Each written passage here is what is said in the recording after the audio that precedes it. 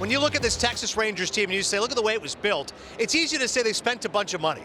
But the top three teams ahead of them in payroll all didn't make the playoffs. Yankees, Mets, Padres. So there's a way you spend that money, building that strength up the middle. What have you seen from Chris Young? Well, I think the biggest thing, we're right across the street from Jerry's World, right? Yeah. I saw Ray Davis today. I said, this is the house Ray built. And this is the team that he built. First they had to make an organizational change at the top.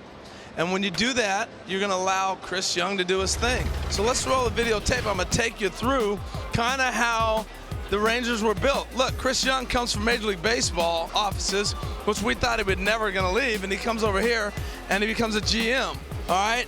And then when he starts becoming the general manager, he starts putting a little more baseball handprint. We're going to get guys up the middle. Why? He's a former Major League pitcher. So he goes out and gets Simeon and Corey Seager. Yeah, they spend the money.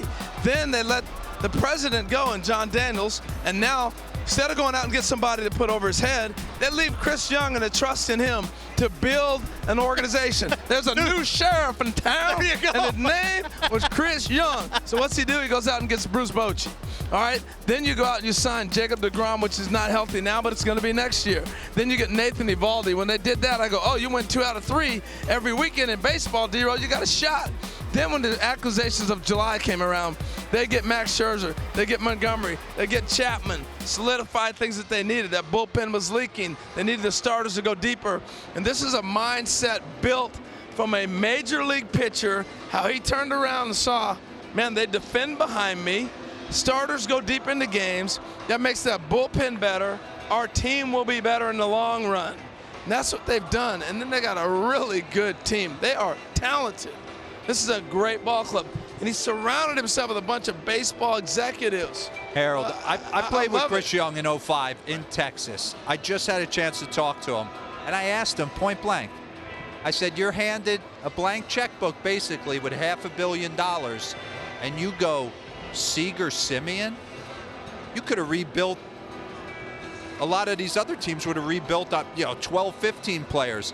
He said, trades are hard to line up on, and we're going to have to give up some prospects. He goes, I felt like some of the Josh Youngs, the Evan Carters, were not too far away, Adolis Garcia, where I needed to change the culture. Yep. I needed to change the chemistry.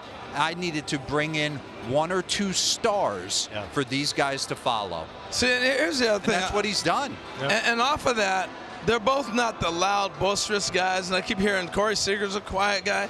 You know what Corey Seager does? He shows you how to work.